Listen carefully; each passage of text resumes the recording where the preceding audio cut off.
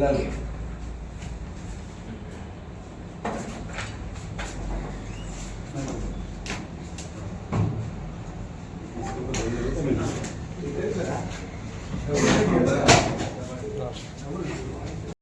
గౌరవనీయులు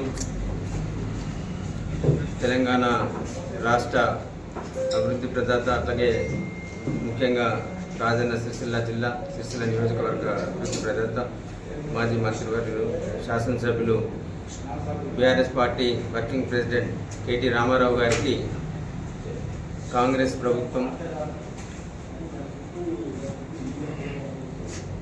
ఏసీబీ నోటీసులు జారీ చేసి బట్టగాల్చి మీదేసి బదనాం చేయాలనే కుట్ర ఏదైతే చేస్తూ ఉన్నారో, నిన్న కేటీఆర్ గారు డిమాండ్ చేసిండ్రు, నేను లై డిటెక్టర్ పరీక్షకు హాజరవుతా, ఈ ఫార్ములా కార్ రేసింగ్కి సంబంధించి ఎలాంటి అవకతవకలకు పాల్పడలేదు, ఎలాంటి అవకతవకలు జరగలేదు, ప్రజాధనం దుర్వినియోగం జరగలేదని, మరి నువ్వేదైతే 50 లక్షల రూపాయలతోని దొరికిన దొంగవు రేవంత్ రెడ్డి, మరి నువ్వు 50 లక్షల రూపాయలు లంచంగా డబ్బు ఇవ్వజూపలేదు, మరి అట్లాగే అడ్డదారిలో హవాలా మార్గంలో వచ్చిన డబ్బు సంచితో నేను దొరకలేదని చెప్పేసి నువ్వు లైట్ డిటెక్టర్ పరీక్షకు హాజరు కావాలని డిమాండ్ చేసినారు. మేము కూడా భారత రాష్ట్ర సమితి పార్టీ పక్షాన డిమాండ్ చేస్తూ ఉన్నాం, కాంగ్రెస్ పార్టీని అట్లాగే ముఖ్యమంత్రి రేవంత్ రెడ్డిని డిమాండ్ చేస్తూ ఉన్నాం. మా డిమాండ్ను కేటీఆర్ గారు విసిరిన సవాల్ను స్వీకరించి నువ్వు నిజంగా అదేంది ముఖ్యమంత్రి స్థానంలో ఉండి ఒకవేళ విచక్షణ ఉన్న ముఖ్యమంత్రి మనిషివైతే ముఖ్యమంత్రి స్థాయిలో ఉండి ఇలా నోటీసులు జారీ చేపిస్తున్నావు కదా, మరి కేటీఆర్ గారు విసిరిన సవాల్కు నువ్వు సిద్ధమై లైట్ డిటెక్టర్ పరీక్షకు హాజరై నీ పవిత్రతను చాటుకోవాలని చెప్పేసి మేము డిమాండ్ చేస్తూ ఉన్నాం. ఇలా ప్రజల దృష్టిని మరల్చడానికి ఇలా తెలంగాణ ప్రజలు, కాంగ్రెస్ పార్టీ నాయకులు గ్రామాలలో ఆల్రెడీ చాలా దగ్గరలలో ఇలా పాలకుర్తి కావచ్చు, చాలా దగ్గరలలో ఎమ్మెల్యేలను మహబూబ్ కావచ్చు తరిమి కొడుతూ ఉన్నారు ప్రజలు. ఆ పరిస్థితి కాంగ్రెస్ నాయకులకు ఎక్కడ వస్తుందో అని చెప్పేసి అడ్డగోలు హామీలు ఇచ్చి ఇలా హామీలు నెరవేర్చలేక ఇలా ప్రజల చేతిలో చీత్కరణ తప్పదని, ప్రజల చేతిలో చావు దెబ్బ తప్పదని చెప్పేసి ఇలా రేవంత్ రెడ్డి ఈ నాటకాలు ఆడుతూ ఉన్నాడు. రేవంత్ రెడ్డి మంత్రివర్గం నాటకాలు ఆడతారని ఆడటానికి ఇది ఒక అడ్డగోలు ఆరోపణలు చేస్తూ ఉన్నారు. మరి ఇలా నువ్వు ఇచ్చిన హామీని నెరవేర్చుకోవడానికి ఇలా ఏరువాక స్టార్ట్ అయింది. యావత్ తెలంగాణ రైతాంగం అందరూ కూడా రైతు బంధు కోసం చూస్తూ ఉన్నారు. నువ్వు 10,000 ఇచ్చే రైతు బంధును నేను 15,000 ఇస్తానన్నావు. మరి ఇలా దున్నుకాలు స్టార్ట్ అయినాయి, ఆల్రెడీ నార్లు పోస్తూ ఉన్నారు. మరి ఇలా మా రైతన్నలకు విత్తనాల కోసం కావచ్చు, ట్రాక్టర్తో దున్నించడం కోసం కావచ్చు, లేకపోతే ఇంకా ఎరువుల కోసం కావచ్చు, ఇలా వాళ్ళకు అనేక రకాల అవసరాలు ఉన్నాయి. గతంలో గౌరవనీయులు తెలంగాణ తొలి ముఖ్యమంత్రి వర్యులు కేసీఆర్ గారు ఏరువాక స్టార్ట్ కాగానే రైతుల ఖాతాల్లో ఎకరానా అప్పుడు 5,000 రూపాయల చొప్పున వేసేసి వాళ్ళ అన్ని రకాల వ్యవసాయ పనులకు అవసరమయ్యే రీతిలో ఇలా వ్యవసాయానికి వెన్నుదన్నుగా నిలిచేవారు. వీళ్ళను తప్పించుకునే విధంగా రైతు బంధు 15,000 మా దేశం లేదు. అట్లాగే రైతులకు ఇలా అనుకోకుండా ప్రమాదవశాత్తు ఏదైనా జరిగితే వాళ్ళు చనిపోతే వాళ్ళ కుటుంబాలకు ఆసరాగా రైతు బీమాను ప్రవేశపెట్టిన పార్టీ బీఆర్ఎస్ పార్టీ. మరి ఇలాను ఆ బీమా కంపెనీకి ఎల్ఐసికి డబ్బులు చెల్లించక పెండింగ్లో పెట్టి ఇలా రైతులకు కూడా ఆందోళనకు గురి చేస్తూ ఉన్నాం. మేము బీఆర్ఎస్ పార్టీ పక్షాన డిమాండ్ చేస్తూ ఉన్నాం, ఎల్ఐసికి చెల్లించాల్సిన బకాయిలు చెల్లించి రైతు బీమా ఏదైనా ప్రమాదవశాత్తు వరకు జరిగినా వెంటనే చెల్లించే విధంగా ప్రభుత్వం సిద్ధంగా ఉండాలని చెప్పేసి మేము డిమాండ్ చేస్తూ ఉన్నాం. అట్లాగే నువ్వేదైతే సన్నాలకు సన్నవడ్లు పండిస్తే బోనస్ ఇస్తానన్నావు. మరి ఇలా ప్రభుత్వం ఇచ్చిన మాట మేరకు రైతులందరూ కూడా సన్నాలు పండించారు. ఇలా కొనుగోలు కేంద్రాల్లో పోసి ఆల్రెడీ నెలలు గడుస్తూ ఉన్నది. మరి ఇలా ప్రకటించిన బోనస్ను కూడా వెంటనే రిలీజ్ చేయాలని చెప్పేసి మేము బీఆర్ఎస్ పార్టీ పక్షాన డిమాండ్ చేస్తూ ఉన్నాం. ఆల్రెడీ 2-2.5 నెలలు అయింది మొదలు పోసిన వాటి. ఇంతవరకు కూడా ఇంకా కొన్ని ధాన్యాలకు డబ్బులు చెల్లించకుండా మీచిరు.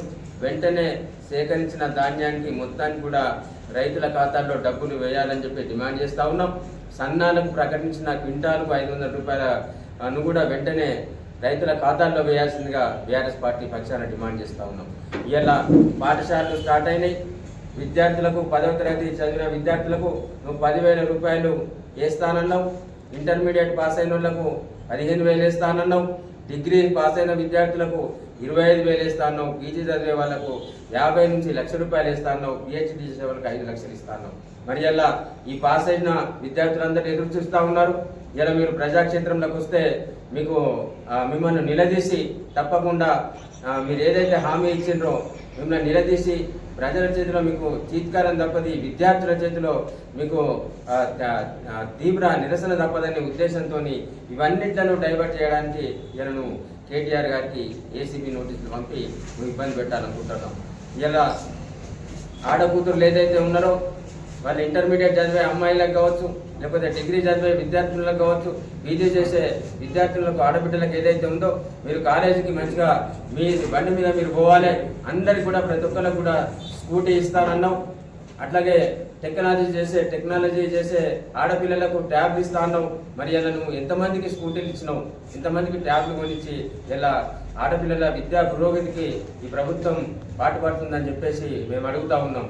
నువ్వు ఆడబిడ్డలకు స్కూటీలు కొనియలేక, అట్లాగే ఈ పేద విద్యార్థులకు నువ్వు ఏదైతే ప్రకటించినావో 10వ తరగతి చదివిన వాళ్ళకు 10,000, 15వ అట్లాగే డిగ్రీ చదివిన వాళ్ళకు 25, అట్లాగే పీజీ చేసిన వాళ్ళకు 1,00,000 రూపాయలు ప్రకటించినావు. ఆ హామీలు అమలు చేయలేక మోసం చేసి ప్రజలను, విద్యార్థులను, ఆడబిడ్డలను మోసం చేసిన రేవంత్ రెడ్డి నువ్వు ప్రజాక్షేత్రంలోకి వస్తే నీకు ఇబ్బంది ఎదురైందని చెప్పేసి ఇలా కేటీ రామారావు గారికి ఏసీబీ నోటీస్ పంపి ప్రజల దృష్టిని అంతటినీ కూడా ఇలా బీఆర్ఎస్ వైపుకు మళ్లించే విధంగా తప్పుడు సంకేతాలు పోయే విధంగా నువ్వు ఇలా చేస్తూ ఉన్నావు. ఏది ఏమైనా కానీ ఇలా కళ్యాణ లక్ష్మి ఆడపిల్లలు పెళ్లికి వచ్చిన ఆడపిల్లలు మరి పెళ్లి చేసుకుంటే ఇలా 1,00,000 రూపాయలతో పాటు తులం బంగారం ఇస్తామని ప్రకటించడం. ఇలా అధికారంలోకి వచ్చి దాదాపు 20 నెలలు అవుతుంది కావచ్చు. మరి ఇప్పటి వరకు కూడా నువ్వు ఏ ఒక్కరికి కూడా తులం బంగారం పెట్టలేదు. కానీ ఆడబిడ్డలకు చెల్లించాల్సిన బంగారాన్ని, ఆ తెలంగాణ బిడ్డలకు ఇవ్వాల్సిన ఈ నగదును ఏదైతే ఉందో నువ్వు అందాల పోటీలు పెట్టి ఇలా అబాస్ పాలైనవు. విదేశీమంతా ఇలా ఇంగ్లాండ్కి చెందిన ఆడబిడ్డ ఈ తెలంగాణ ప్రభుత్వాన్ని ఈ తలవంపులు తెచ్చే విధంగా ఇలా ఈ ప్రభుత్వం చేసిందని చెప్పేసి మీ కాంగ్రెస్ నాయకులు వ్యవహరించారని చెప్పేసి ఇలా దుమ్మెత్తిపోయిండ్రు. ఇలా అందాలు పోటీలు పెట్టి ఇలా తెలంగాణ ఇజ్జత్ తీసిన ముఖ్యమంత్రి రేవంత్ రెడ్డి అని చెప్తా ఉన్నాం. ప్రజలకు ఇచ్చిన హామీలు నెరవేర్చలేక, ప్రజాక్షేత్రంలోకి రాలేక, మంత్రులు కావచ్చు, కాంగ్రెస్ నాయకులు కావచ్చు, ప్రజల చేతిలో దెబ్బలు తినాల్సి వస్తుంది, ప్రజల చేతిలో చీత్కారాలు తినాల్సి వస్తుంది, ప్రజల చేత నిరసన ఎదుర్కోవాల్సి వస్తుంది అని చెప్పేసి ప్రజల దృష్టిని మరల్చే విధంగా ఇలా BRS party working president KT Rama Rao గారికి నోటీసు పంపినారు. తప్పకుండా కేసీఆర్ గారికి కానీ, ఇలా కేటీఆర్ గారికి కానీ, హరీష్ అన్నకు కానీ ఎటువంటి నోటీసులు పంపినా, ఎటువంటి ఆరోపణలు చేసినా, ఎటువంటి పోలీస్ కేసులు పెట్టినా, కోర్టు కేసులు పెట్టినా కానీ తప్పకుండా ఎదుర్కొని ఎలాంటి నేరారోపణ లేకుండా బయటపడతారనే ఆత్మవిశ్వాసం ఇలా తెలంగాణ ప్రజానీకానికి ఉంది. బీఆర్ఎస్ పార్టీ యావత్ శ్రేణులకు ఉన్నది. ఎన్ని అబద్ధం కేసులు పెట్టినా, ఎన్ని తప్పుడు కేసులు పెట్టినా కానీ నిజాయితీగా ఎదుర్కొని బయటపడే తత్వం బీఆర్ఎస్ నాయకులకు ఉన్నది. ఎందుకంటే ఎలాంటి తప్పు లేకుండా ఇలా ప్రభుత్వాన్ని నడిపి తీసుకొచ్చిన తెలంగాణ రాష్ట్రాన్ని అభివృద్ధిలో అగ్రగామిగా నిలిపిన చరిత్ర కేసీఆర్ గారిది, అగ్రగామిగా నిలిపిన చరిత్ర హరీష్ రావు గారిది, కేటీ రామారావు గారిది అని చెప్పేసి ఈ సందర్భంగా చెప్తా ఉన్నాం. ఇంకొక ముఖ్య విషయం ఏంటంటే ఇలా తెలంగాణ ఉద్యమ నేత కేసీఆర్ గారు తెలంగాణ రాష్ట్ర సాధన కోసం ఉద్యమాన్ని ప్రారంభించి రాష్ట్ర సాధన ధ్యేయంగా పనిచేసి మొక్కవని ధైర్యంతో ప్రాణ త్యాగానికి కూడా ఒడిగట్టి ఇలా తెలంగాణ రాష్ట్రం సాధించిన వ్యక్తి కేసీఆర్ గారు.